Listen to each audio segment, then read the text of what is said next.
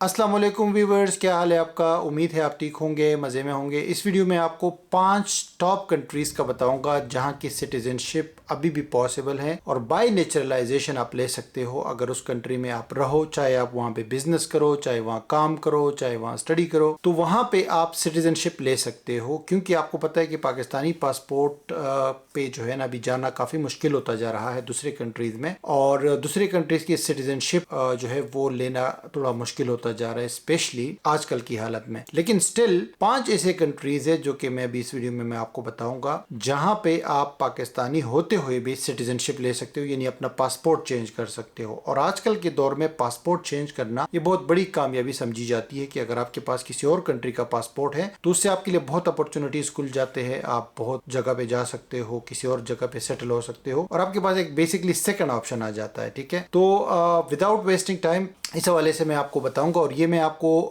बताऊंगा कि लीगली उस कंट्री में आप रहते हो, और स्पेशली जब आप बिजनेस बेस पे वहां जाते हो, यानी कि वर्क इतना ज्यादा वहां पे शायद वर्क अपॉर्चुनिटीज ना हो, या जो लोग जॉब के लिए जाना चाहते हैं या पैसा कमाने के लिए जाना चाहते हैं, लेकिन as a second option, as a second passport ये वाले कंट्रीज आप यूज कर सकते हो। तो विदाउट एनी डाउट गाइज, इसमें पहला नंबर कनाडा का है। कनाडा नंबर 1 कंट्री है जहां पे आप जाके सिटीजनशिप ले सकते हो। वहां पे जस्ट आपको रहना है और परमानेंट वहां पे रहना है आपने। क्योंकि कनाडा, बहुत सारे लोग बोलेंगे कि यार कनाडा जाए कैसे, पहुंचे कैसे। तो कनाडा का इस तरह है कि पहुंचना थोड़ा सा मुश्किल जरूर है, लेकिन अभी भी बहुत सारे पाकिस्तानी कनाडा जा सकते हैं परमानेंट वीजा के ऊपर, एक्सप्रेस एंट्री, या जो है वहां पे ये अपना स्टार्टअप वीजा प्रोग्राम है, बिजनेस इमिग्रेशन भी है कनाडा की, तो उसके थ्रू कनाडा में जा सकते हैं। और क्यों मैंने टॉप पे रखा है, क्योंकि कनाडा जनरली जब आप वहां 3 साल रहते हो तो आप एलिजिबल हो जाते हो सिटीजनशिप अप्लाई करने के लिए। और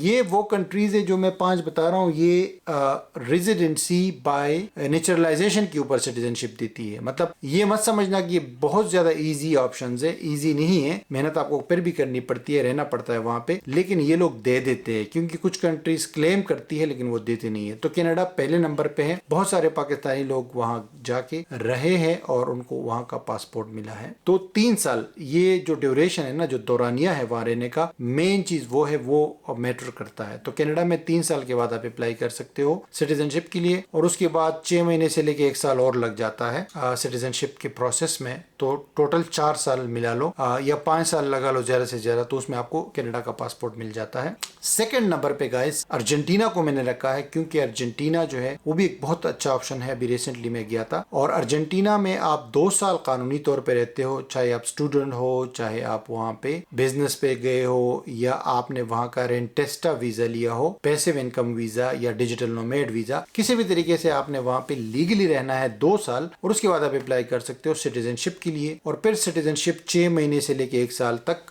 उसका प्रोसेस होता है, उसमें आपको सिटीजनशिप मिल जाती है। तो इसीलिए मैंने अर्जेंटीना को सेकंड नंबर पे रखा है। मैं रिसेंटली गया था और मैंने सारी चीज़ें वहाँ पे जो है सर्च की है, और लोगों से भी मिला हूँ मैं, और मैं खुद जो है अर्जेंटीना के हवाले से सर्विस शुरू करने वाला हूँ इंशाल्लाह बहुत जल्द। अपनी कंपनी वहाँ स्टेब्लिश करना चाहता हूँ मैं, और मैं जो है वहाँ पे कोई इंटरेस्टेड हो तो उनको वहाँ का प्रोसेस भी करवा के दूंगा, लेकिन अभी उसमें थोड़ा सा टाइम लगेगा क्योंकि अभी मैं रिसेंटली वहाँ से होके आया हूँ। ठीक है जी।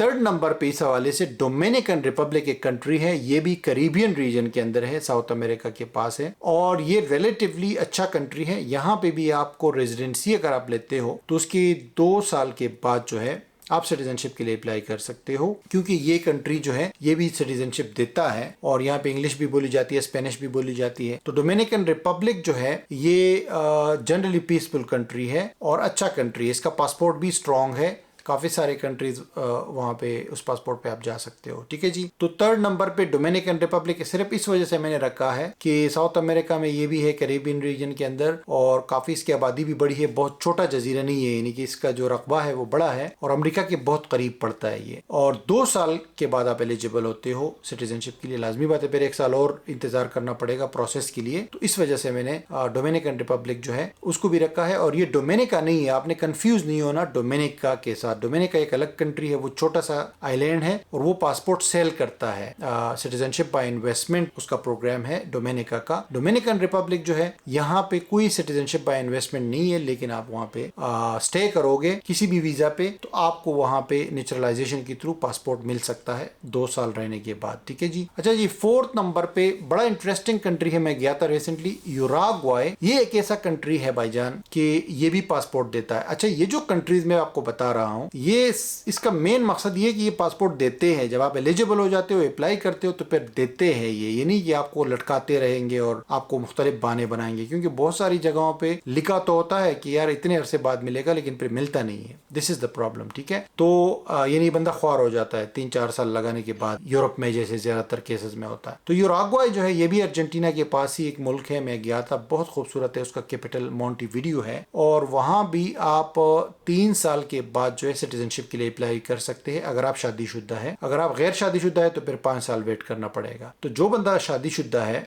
या जिनके बच्चे हैं, तो उनके लिए ये बहुत अच्छा ऑप्शन है, क्योंकि आप 3 साल वहां रहने के बाद अप्लाई कर सकते हो और 6 महीने से साल में आपको इनका पासपोर्ट मिल जाता है अपना यूराग्वाई का। ठीक है, तो यूराग्वाई जाने के लिए लाजमी बात है आपको वीज़ा लेना होगा। उनका रेजिडेंसी का भी वीज़ा है, कंपनी बेस पे भी है और काफ़ी सारे उनके ऑप्शंस है। पहुंचना थोड़ा सा मुश्किल है, लेकिन कोशिश के साथ हो जाता है वहाँ पे। लेकिन ये लोग आपको पासपोर्ट देते हैं और इसका कोई ऐसा मसला नहीं है। अब कुछ लोग पेरू के बारे में सोचते हैं कि यार पेरू भी 2 साल के बाद देता है, लेकिन पेरू का मसला ये है कि एक तो पेरू में रेजिडेंसी लेना बड़ा मुश्किल है और दूसरा मसला ये है कि पेरू के अंदर जो है भाईजान आप वहाँ पे सिटीजनशिप जल्दी नहीं मिलती, वो क्योंकि नेशनलिस्ट कंट्री है ना, तो इतना इजी नहीं है वहाँ पे। इस लिस्ट में 5वें नंबर का जो कंट्री है वो पैराग्वाई है। पैराग्वाई जो है वो भी अर्जेंटीना के पास है, क्योंकि ये तीनों कंट्रीज जो है इनकी लॉज बहुत ही फ्रेंडली लॉज है, इमिग्रेशन फ्रेंडली है और पासपोर्ट फ्रेंडली है, सिटीजनशिप फ्रेंडली है। तो